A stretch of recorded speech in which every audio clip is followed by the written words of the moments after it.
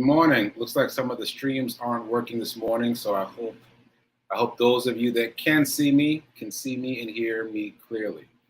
All right, so today is the 30th day of March. Wow, this year is going by fast already. January, February, March. That's the first quarter. The first quarter of the month, first quarter of the year is already gone. Anyway, today is the 30th day of March. This is the 63rd episode of season 3 of the Be Your Own Hero show. HERO is an acronym. It means helping everyone reach optimism.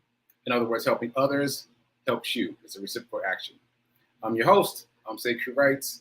I call myself a professional creative, and I'm also the creator of what we're now calling the HERO Ministry Movement, soon to be a nonprofit. And that's my effort to uplift and inspire people in general, but specifically the unhoused community. Join me here Monday through Friday, 9:45 a.m. Eastern Time, 8:45 a.m. Central, 7:45 a.m. Mountain, where I'll be talking about my journey of becoming my own hero in general, and specifically now, becoming my own financial hero. If the show feeds you in any way, please like, please comment, and definitely please share. Please share, because that's how other people find out about the show. And I forgot to do my disclaimer before I move on. Let me do my disclaimer. I'm not a personal trainer, nor am I a financial advisor, so do your own due diligence. But I hope that you get something out of me talking about the things that I've learned about wealth and abundance and finance over the past couple of years, and I hope that it serves you. Okay. So I think that's it. That's all my introductory stuff. I think this is going to be a quick episode. Let's see. So HERO Ministry Movement news. Before I get into the HERO Ministry Movement news, I've got a treat for those of you who have been with me for a long time, who've been watching the show for a long time. What does that say? That says the Hulk. See that? The Hulk. So for those of you who've been watching the show for a long time, you know what this is a reference to. It's the inside joke about the Smoothie King episode. Don't even get me started on the Smoothie King episode. If you haven't seen it, you don't know what we're talking about. Don't worry about it. But for those of you that know, you know what? Quick sidebar. It's become such a thing in the family that when I'm around my dad and we're around other people, he'll just suddenly announce, I think it's time. And we'll all be like, time for what? And he'll say, time for the Smoothie King story. I'm like, man. But then I tell it because it still annoys me. It still annoys me. I'm still working with myself on that one. Anyway, that this is in homage to the Smoothie King story. I couldn't help but get this. This is my post-recovery run container. So that's my segue into my run. So today is day 303 of my run streak. I've been literally running every day, at least a mile a day for now 303 days in a row. I'm going to play my run report today because I have some other things I want to say about it. But again, today was day 303, and I'm past 300, which was the really big milestone for me. So bear with me, and I'm going to play this, and then we'll talk about it. Run streak day 303. Been running every day, at least a mile a day for now, 303 days in a row. Over the 300 mark. It is super hot today. So just a reminder, I don't check the weather before I start running because I found in the early days that would start psyching me out. I start thinking, oh, it's hot. Oh, it's cold. And I start making adjustments inside the house that would delay me coming outside the house to run. So I don't do that anymore. So the weather is always a surprise to me. So I came out today in my hoodie, in my hero hoodie, and I was like, okay, we got to make a new plan. And I appreciate the fact that I can adjust on the fly because I remember when I first started running, I could not adjust on the fly. I just had to stay locked into whatever it was I said I was going to do without any deviations because those deviations would invite me to stop. So now I can be flexible. So because I started running and it was hot, I decided on the fly to run over to TSU and leave my hoodie on the bleachers and run around the track. So easy peasy, right? Much better solution. And then ultimately I picked up my hoodie and ran back. I didn't put it back on. So just being flexible. The ability to be flexible comes with practice. I'm finding like the more I do it, the more comfortable I get with it. the more I can make decisions on the fly. So that's my run story for today. Again, this is day 303. I'm pushing on down to 365. I will have been doing this for a year. This run has included 3 charity runs. I've run over 700 miles. I've run a total of 3 or 4 days inside. All the rest of the days have been outside, no matter what the weather is, no matter what the climate is, no matter what city I've been in. I've run in 11 cities so far. Yeah, it's been quite the adventure. All right, so stay tuned and check me out on my show, the Be Your Own Hero Show, coming up at 9:45 a.m. Eastern, 8:45 a.m. Central. I'll see you there. Till then, keep doing. Be a hero. Be your own hero. Just do it. And remember that now is better than perfect. There.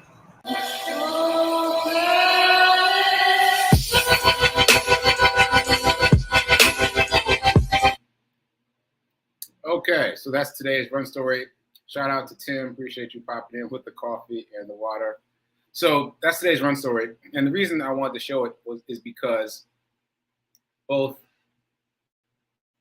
Rev Mel and I have been talking about how we're in conversation with the universe all the time, but we may not recognize that we're in conversation with the universe. It takes awareness to become cognizant of the fact that you're in conversation with the universe, right? So I have been working diligently on becoming more aware of the conversation that the universe is having with me. But today was pretty obvious. So I left that run story. I created that run story, posted it.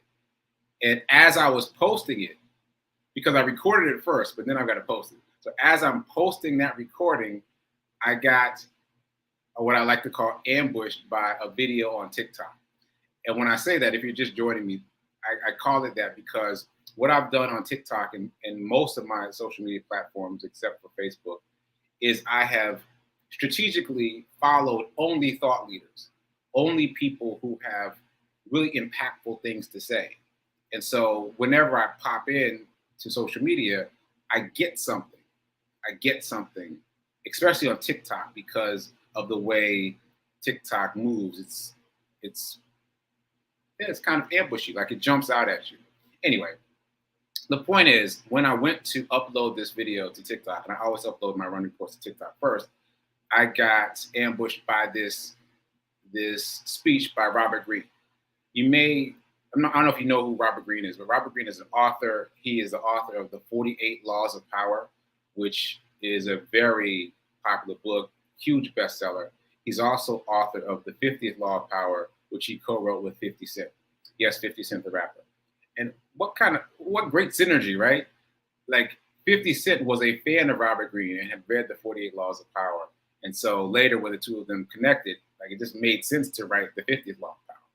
So that was pretty cool. Anyway, in today's talk, Robert Greene was talking about how, I'm going to get this right, freedom comes from mastery.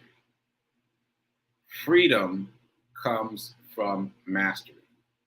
And he was talking about the fact that once you know something well enough, once it's really in your bones, once you are an expert at it, then you can improvise.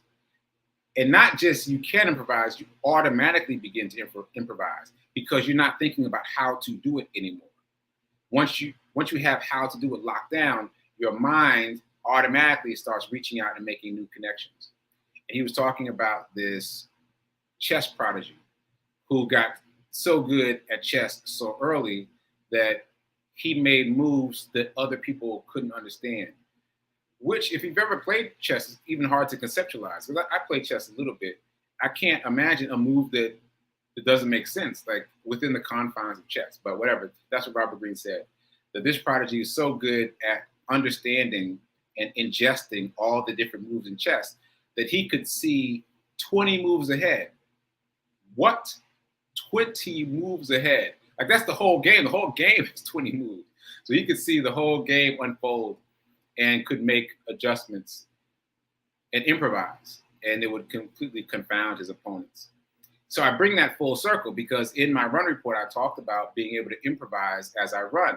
And I also talked about how in the beginning, I had to stay very rigid and diligent, just trying to get through it.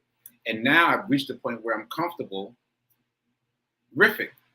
Like, yeah, all right, it's hot. I'm gonna just run on over to Fisk. I know there's bleachers there. I could put my hoodie down. It'll be safe. And I talked about this before in terms of porta potties. I'll just go over here. If I need to use the restroom while I'm running. The ability to just improvise on the fly has been very good to me. But I'm so grateful to be in conversation with the universe and have the universe automatically provide me with the language that freedom comes from mastery. What a great concept. So if there's something that you want some freedom in, master it. Just get the brass tacks down. If you get the brass tacks down, your mind will automatically start riffing. So that's what I got to say. That's kind of my morning zen, right? Being in conversation with the universe and getting that lesson immediately. Okay, so let's get into this envelope challenge. Shout out to you, Margaretta. I see you in the chat. I think you sent me a DM too. I'll check that out. And Nan too. I think you sent me a DM, so I'll check those out. Anyway, envelope challenge. Let's do this. Envelope challenge. I got my dice, got my die ready, and today's number is 6. That's the biggest number we do. $6. You want to transfer $6 from your checking account into your shiny new savings investment account. Let's call it that. It's a savings account, but you're saving to invest, specifically to invest. So you know that that's what that money is for, and then you set a dollar amount that you're trying to reach, like $100, and then go invest it, and then start over. So if you haven't started yet, start today. $6. $6 isn't going to hurt you. That's a cup of coffee at Starbucks, which is kind of crazy, but it is a cup of coffee at Starbucks. So transfer $6 from your checkings into your savings account, into a different savings account, but not your usual savings account. Like make a separate savings account that's specifically for investing. All right, $6 today. Okay, so morning zen. I'm going to do another morning zen. I liked that example that I gave you a few minutes ago about being in conversation with the universe, because that's the kind of thing that I might have missed before or just called it a coincidence. But I understand that the universe is in communication with me and with you. So just tune into how the universe is communicating with you. Tune into what it's trying to tell you through these mundane things. It's not going to just talk. It's communicating with you through what's happening around you. Anyway, so morning zen comes to us from 7-Day Mental Diet. I've read the 7-Day Mental Diet several times, but I circled back to it again last night and this morning. And it's very powerful. It was written by Emmett Fox, and it's very similar to the 30-Day Mental Diet. But the underlying theme is control your thoughts. Control your thoughts. And the underlying theme for both books is this will be the most challenging thing you do, and also the most worthwhile. Control your thoughts. Practice controlling your thoughts. I'm telling you, it requires willpower. If you're thinking, oh, no, it ain't easy. It requires willpower. It does. So anyway, I was reading the 7-Day Mental Diet this morning, and I want to read this passage. If you change your mind, your conditions must change too. Your body must change. Your daily work or other activities must change. Your home must change. The feeling tone of your entire life must change. For whether you are habitually happy and cheerful or low-spirited and fearful depends entirely on the quality of the mental food which you give yourself. It depends entirely on the mental food that you feed yourself. Okay. There's so much in that passage. But one thing that I really like this time, because I said I read this a few times before, one thing that really stands out to me this time is he only gives you 2 choices. Emmett Fox is giving you 2 choices for how you feel. That's remarkable, because we have all these gradations of how we're feeling, thinking, feeling, vibing, etc. Right? He's giving you 2 options. You got 2 options. Are you happy and cheerful, or are you low-spirited and fearful? Let's make that even shorter. Are you cheerful or are you fearful? Are you cheerful or are you fearful?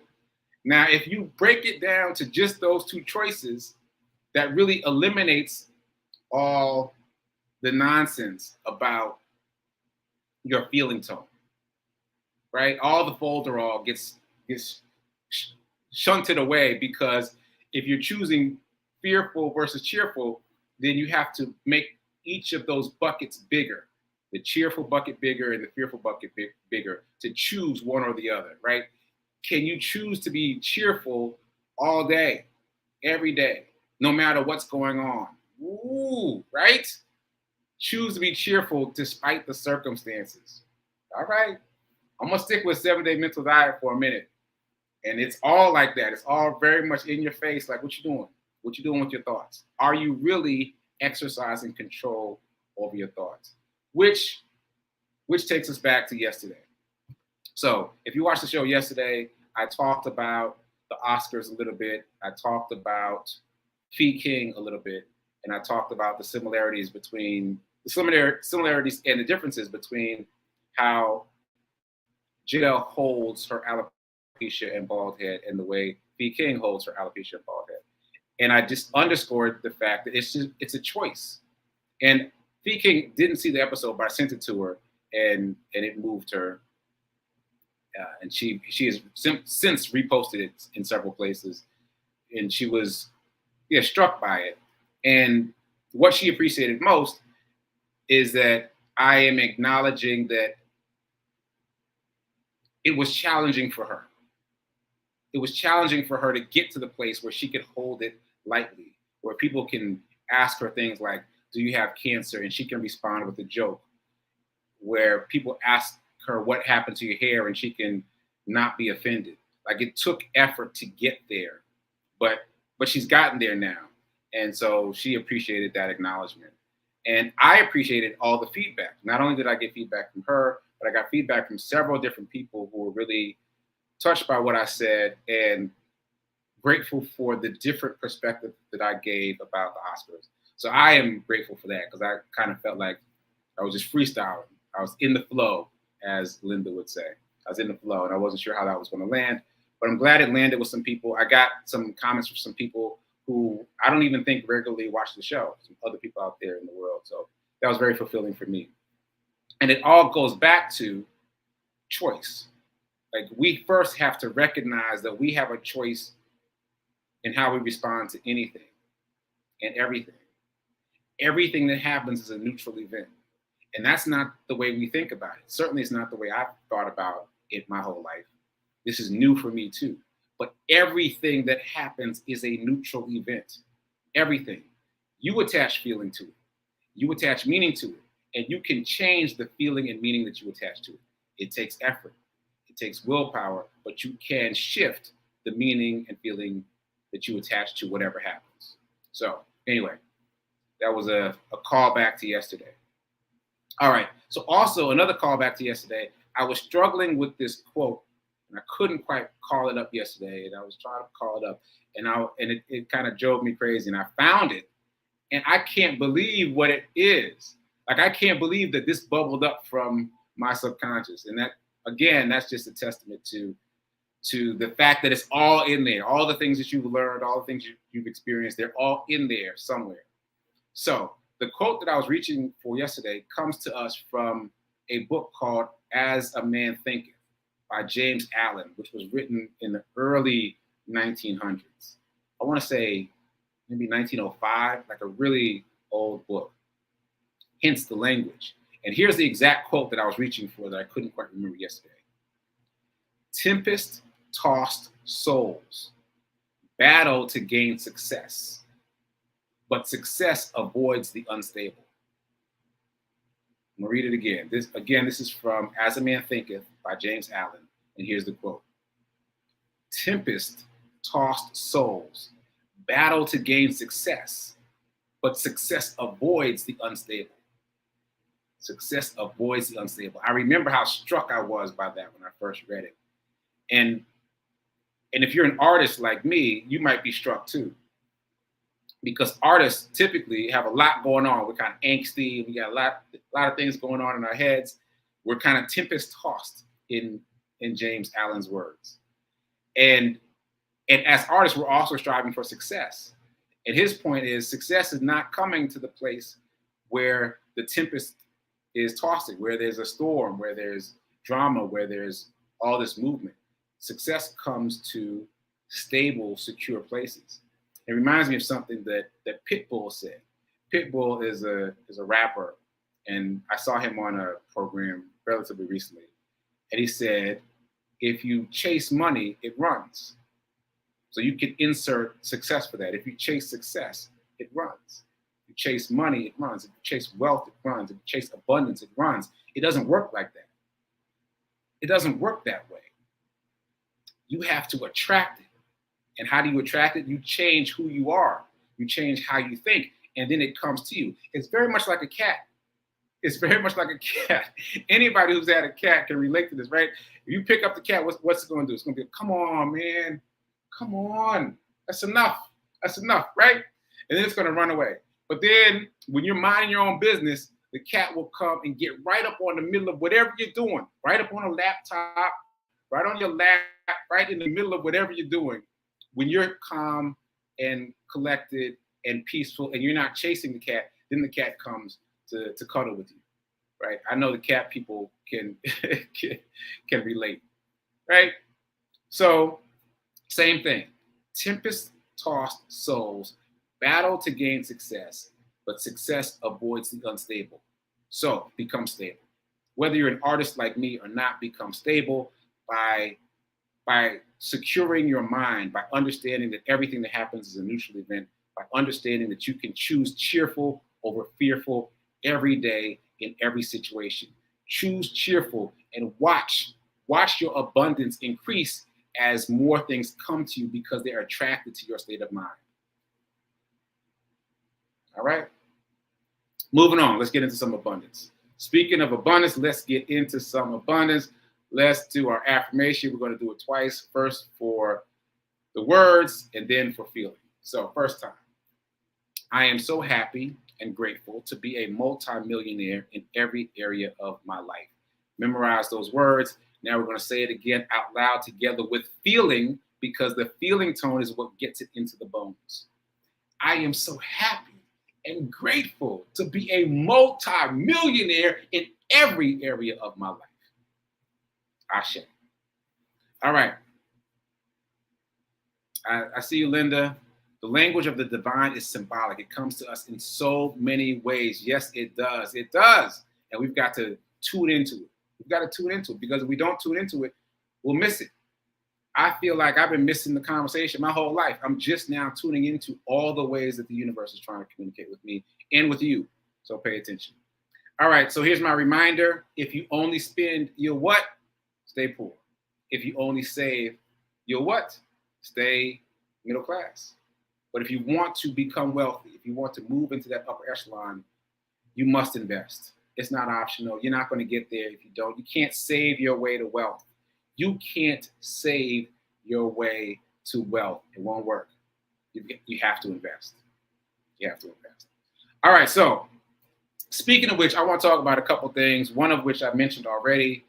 Amazon says there's going to be a stock split. So Amazon shares are currently about $3,000 per share, and that's on sale. On sale, quote unquote, because of what's happening in the world with Ukraine, et cetera. Amazon stock is down a bit, and it's on sale at $3,000 per share. So seriously expensive stock, right?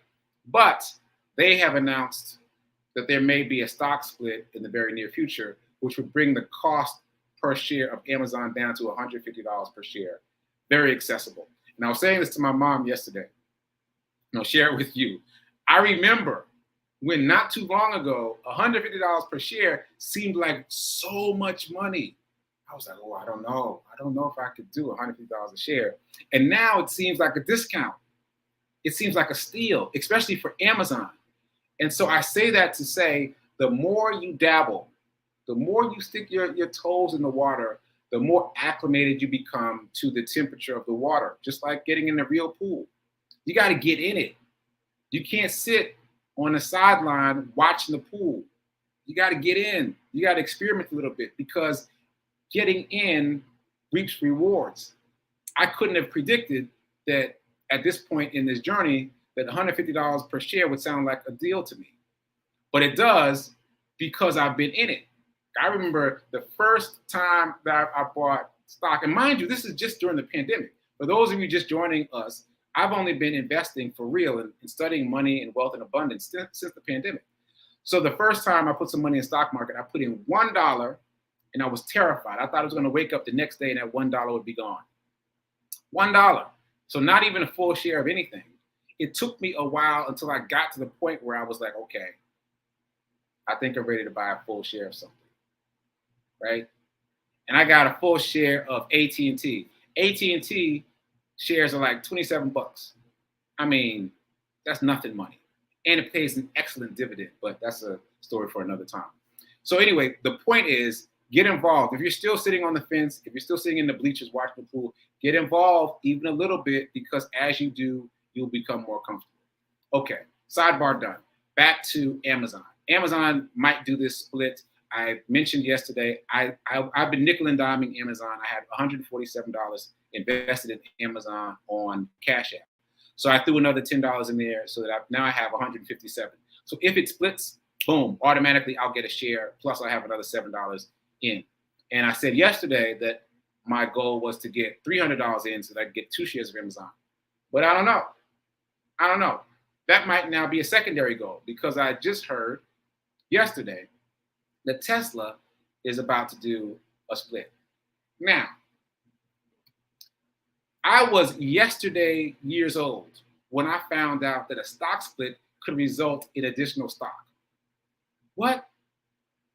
Like, okay, this is the way the Wall Street Trapper explained it, and I've mentioned him before several times. So he says that the way that Tesla is splitting is if you already own shares of Tesla, you get more shares. What? And maybe that's the way it always works. Maybe that's the way it works in terms of Amazon too, but it's just the way he said it. It struck me differently. So you've already got shares of Tesla. It splits. You get more shares of Tesla. So Tesla, here's my sidebar about Tesla.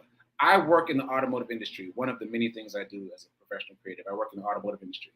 And I have been not so excited about Tesla. I was like, oh, it's an electric car. Because I drive super high-end cars all the time. I was like, how different can it be?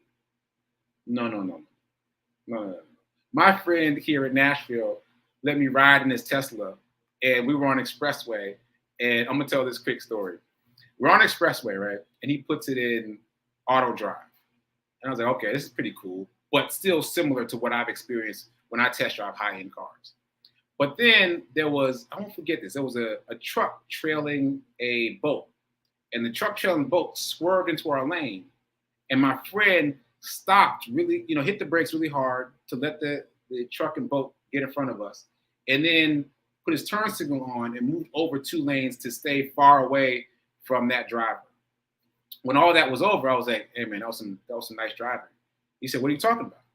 I was like, oh, the evasive driving, that was really good. He said, I didn't do that. The car did that.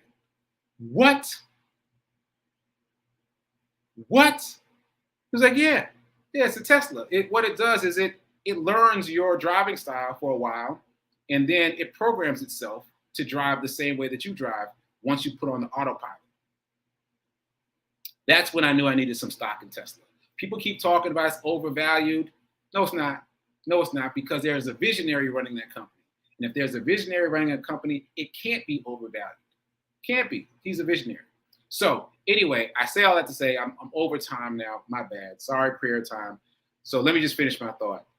So I'm saying all that to say that I have been nickel and diming Tesla too. As I've been nickel and diming Amazon, I've been nickel and diming Tesla.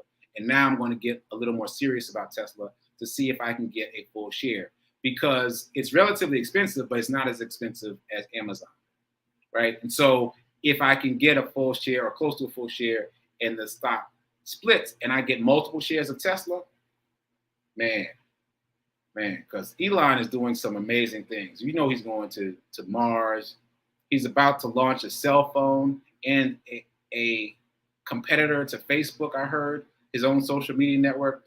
And visionaries, they're on another level. They're on a different frequency. So I believe in him. If he ever leaves Tesla, then maybe I won't be interested in buying that stock anymore. But as long as he's there, I'm very interested. And I would suggest you do your research to decide if you're interested too. Okay, I've eaten into prayer time. My bad. Let me close out. Check me out. Check out Sit with Rev Melissa at 10:30, and check me out here again tomorrow for the Be Your Own Hero show. Till then, keep doing.